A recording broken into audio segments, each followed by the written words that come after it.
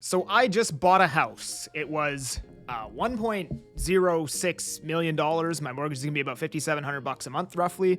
And I may actually end up getting it cheaper because fixed rates are going down now. So, pray for me that I end up getting a cheaper mortgage because it is quite absurd that I have to pay that much money to own a 50-year-old detached home in Abbotsford, but it is what it is. And in this video, I'm gonna go over all the reasons why I decided to do that. Why the hell would anybody do that right now? So the first motivator being that we currently live in a 2-bed, 2-bath condo. It's about 900 square feet, 1983, no in-suite laundry, in debatably the worst neighborhood of Abbotsford. And we're just over it. It's just time to move out. Sick of having no laundry, sick of bringing our groceries through 17 doors to get inside. Sick of the whole thing. And we've also lived there for 6 years. I don't know if I said that already, but it's just been long enough. And the second reason is that, and people are gonna get mad at me, right? Listen, I understand prices from here may substantially drop. Very possible. I understand that I may not sell enough homes, not pay my mortgage, and go bankrupt. Very real risks, for sure. I'm not gonna negate either of those two things from happening or tell you 150% that they're not going to happen, right?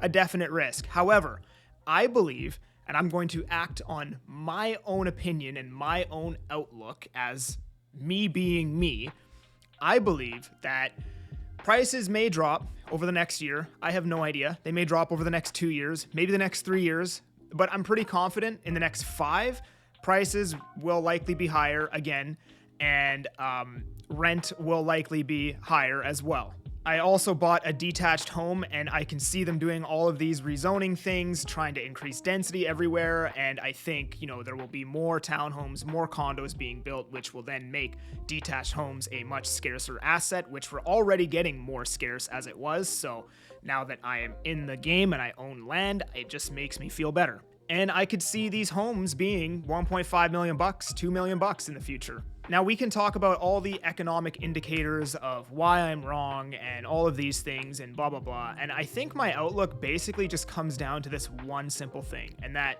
is, it never gets easier for the average Joe. It just gets harder and harder. Maybe there's a 2-year time frame every 20 years where for 2 years it might have been easier for the average Joe, but broadly speaking and generally speaking, it gets more and more difficult for the average Joe. The rich get richer, so on and so forth. And for that reason, I believe that it will continue to get more difficult for the average Joe, and that being the case, asset values will likely be higher in the next 5 years. Again, like I said, I have no idea what's going to happen over the next year or the next 2 years, whatever it may be.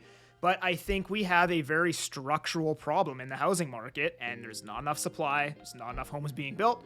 A lot of people moving here. That may change, but I'm acting on what I think is going to happen. Now, if the home does drop 100K, 150K, 200K, that sucks. 150%. There's no way that doesn't suck. However, I did not buy this home to make money. Despite everything I just said there, this was not a monetary driven purchase for me. It was a beautiful character home. It has an in-ground pool, which are not economical whatsoever and a pain in the ass to, look after. I bought this for the lifestyle. I bought this to live here for 10 years. So it doesn't matter to me what happens with prices over the next 2-3 years, 4 years, 5 years, whatever. I plan to live here for a very long time. It has enough space for me and the fiance to grow into it. And if I wanted to buy a property with the sole purpose of maybe not the sole purpose, but the primary purpose of making money so I could eventually sell and then move up into another property, I would have bought a 1970s detached home with a suite downstairs on an 8,000 or 7,000 square foot lot. The home that I bought does not have a suite.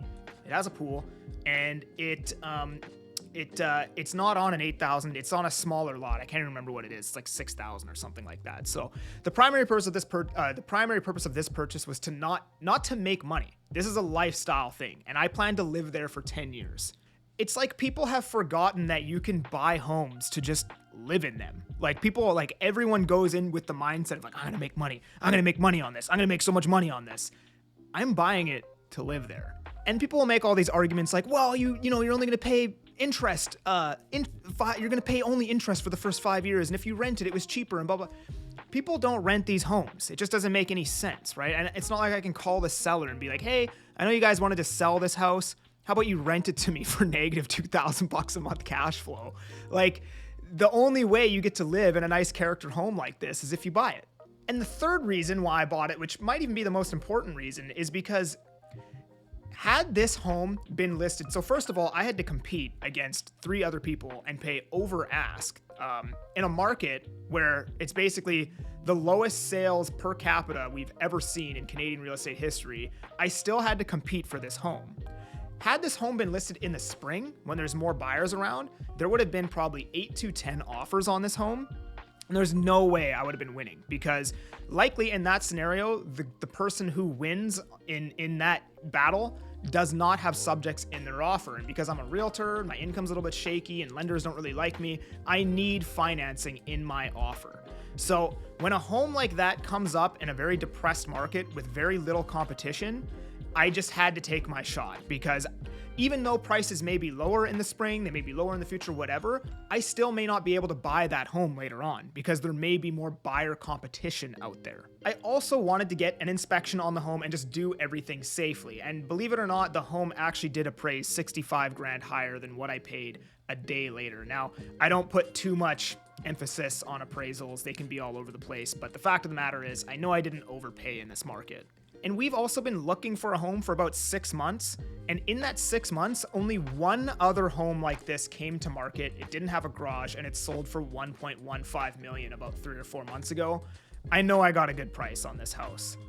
And it may go lower, right? I don't know. But I know, even competing against 3 other people, that I got a decent price for it. If it's the place that you plan on living in for the next 10 years, right? Understand that the beautiful homes, the ones that everybody wants, if they come to market right now, it's your best shot at getting one of those. Because come spring, or if interest rates drop, or if market sentiment changes, or demand picks up, or whatever the case may be, those homes are always in large competition. It's very difficult to ever purchase those homes without overpaying for them in whatever the market conditions might be. I think people get caught up in, I need a deal, but they don't think about the fact that they're actually going to be living there for a very long time.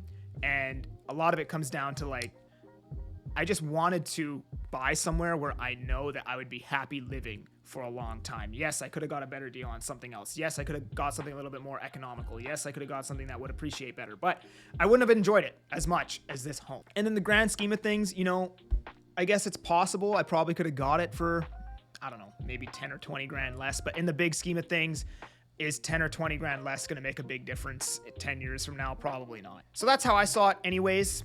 Maybe I'll go bankrupt. Maybe I won't be able to pay my mortgage. I guess we'll find out. It is a very scary mortgage, I have to say, and my back is against the wall. So I have no choice but to perform. Stay tuned to see if I can make it happen. And don't forget to subscribe. I'm that Agent Kelly. I'm making moves to move you. Peace.